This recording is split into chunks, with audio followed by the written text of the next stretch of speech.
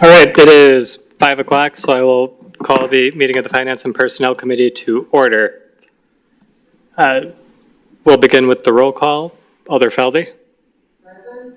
Alder Ackley? Here. Alder Flicky-Paneski? Here. Alder Perella? Here. Mitchell is here. We have a full quorum. Will you all please join me in the pledge? I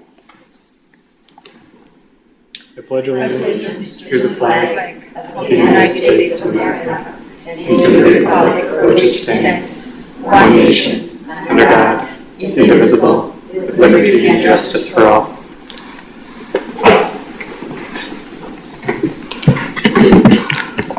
Okay, then barring any objection from the committee, we'll jump over item 4, the introduction of committee members and staff. And seeing no objection, we will move on to item 5, which is the approval of the minutes from the September 11th meeting. Any discussion on the prior meeting's minutes? I move to accept. Second. All right, we have a motion and a second, then seeing no further discussion. All in favor? Aye. All opposed? Chair votes aye. The ayes have it, and the motion passes. That brings us to item number 6, which is RO number 135 of 2223, submitting a summons and complaint, small claims in the matter of Christy Murray versus City of Sheboygan, care of Mayor Ryan Sorensen et al. So this is in front of you for filing. You can file it now. The matter is settled.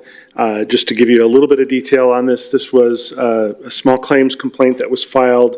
The claimant had filed a claim with the city but had not provided the necessary information and refused to provide that information to us in order to pay it. So instead she sued.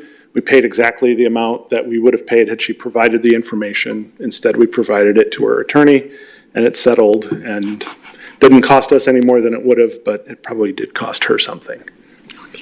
Fair enough. Questions or comments on this one? I move to file. Second. All right, we have a motion and a second, then seeing no further discussion. All in favor? Aye. All opposed? Chair votes aye. The ayes have it, and the motion passes. That brings us to item number 7, which is resolution number 59 of 2324. A resolution authorizing the finance director to close the cable TV fund and consolidate it into the general fund. Thank you again. This item is brought before you because with discussions with the city's auditors, it was determined that best practice would be to combine the cable TV fund into the general fund. The reason for that being is the main source of revenue in the cable TV fund is a franchise fee that is collected from the state. Every year we take that money, we cover the cable TV expenses and then transfer the rest of it to the general fund. So in essence, it's covering general fund expenses already anyways. So in order to follow best practices in the accounting world where you're asking to consolidate it into general fund. Alder Flicky-Paneski. Thank you. I noticed that there were 3 different funds, the Capital Project Fund, right at the end of that document. Capital Project Fund, the IT Fund, and the Cable TV Fund. Do they all go into general fund now? Sure. So the $517,000 is actually the balance of the cable TV fund as of right now. So we are requesting, based on some numbers that were from 2023 budget, we are hoping to fill the gap that was in the IT fund for 2023. They did not get an increase during 2023's budget, so we're hoping to give them some fund balance from the cable TV fund to make up that gap. But the additional $80,000 is for capital improvement projects for cable TV that are already planned for the next 5 years. So we're setting aside those funds in the capital projects fund in order to make sure those are paid for. So not only are we bringing, can I keep going? Not only are we bringing money into the general fund, we are now taking cable TV money and giving it to IT? Correct. So that is the request. So when we went through the process for 2023, we had a gap that was determined that we needed to fill, and the previous administrator had opted to pause the increase that was going to IT. So the thought is to give them additional funds so that they can hopefully have the funds they need for the projects they have, but then also then the rest of the funds will go to the capital projects fund. No balance is going to the general fund. However, I will say that the operating budget will be covered with the funds that come from that cable TV franchise fee from the state. My goal is to keep the cable TV fund whole and happy and healthy.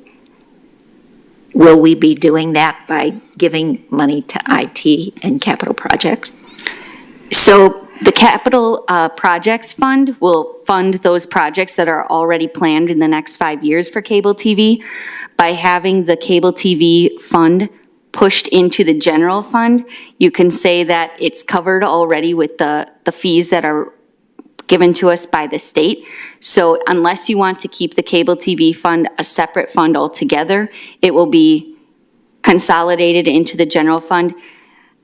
I guess you could say that it's not going to be protected on its own, but as part of the general fund and with the revenue source from the state, the plan is to keep it whole within the general fund.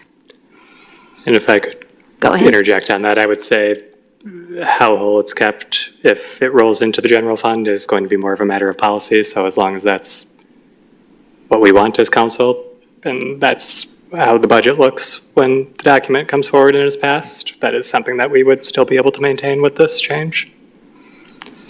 If I can also speak for a moment, there was actually discussion with the new administrator who's coming on board of actually putting the cable TV fund into the IT fund because they actually are run by the director of IT. But it is a general government function currently, so we did, for accounting purposes, I guess suggesting to put it in the general fund, but if it was the option of the council or desire of the council to put it into IT, we could do that as well. Okay, thank you.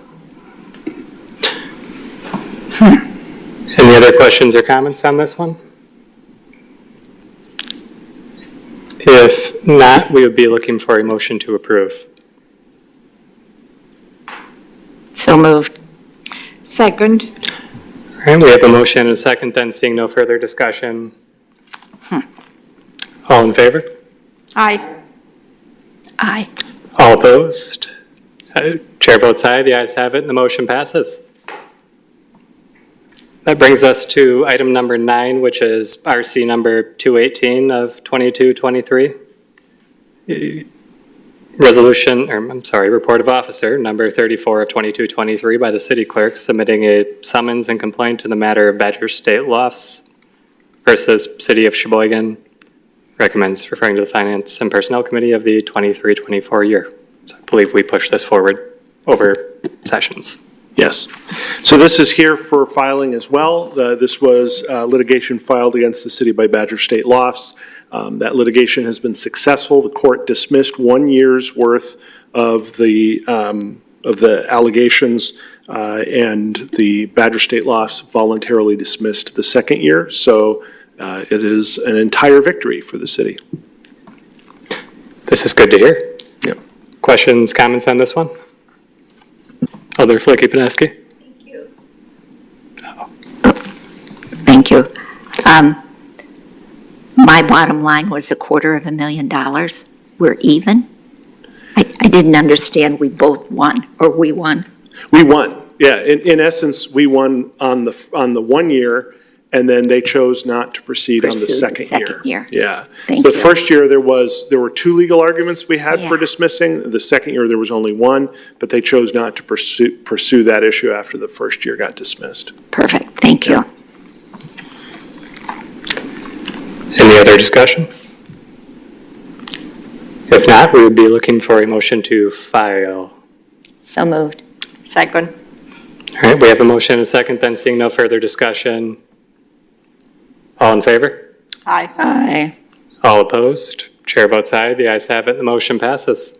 That brings us to item number 10, which was a direct referral of resolution number 62 of 2324, authorizing the finance director Clerk/Treasurer to compensate Heather Burke interim pay for her service to the city as Business Manager of the Department of Public Works from March 2023 to August 18th, 2023. Thank you, Mr. Chairman. Just a little background. Since when Dawn Sokolowski, our former business manager, left the department about a year ago, we have not filled that position in the business office in the Department of Public Works. Heather has been fulfilling that role excellently for the department. As a matter of fact, she's just recently accepted the role now as a full-time position as a promotion. But in an effort to recognize her great contributions to the department in fulfilling kind of a dual role, her existing role of a clerk and special events operations and coordination, as well as the business manager functions during this absence until it was fully recognized. We decided to come in and ask for at least the opportunity to recognize her for this contributions for her last 6 months, as is provided.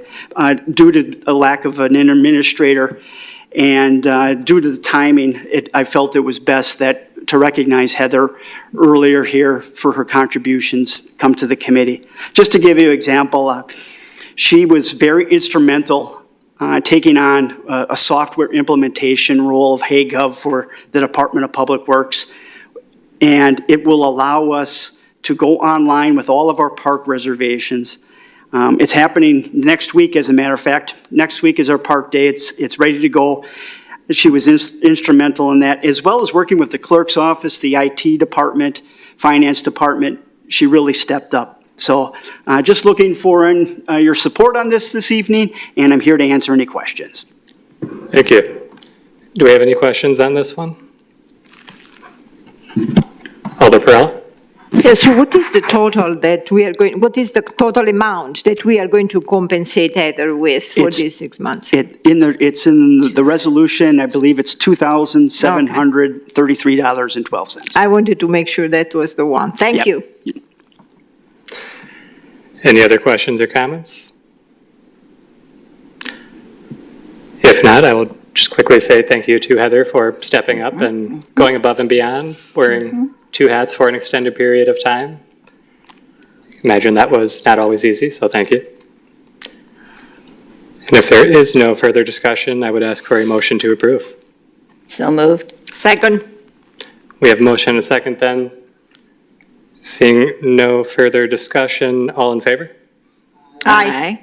All opposed? Chair votes aye. The ayes have it. The motion passes. Our next regular meeting is scheduled for October 9th, and with that, we have exhausted our agenda and are looking for a motion to adjourn. So moved. Second. We have a motion and a second. Still no discussion on adjournment. All in favor? Aye.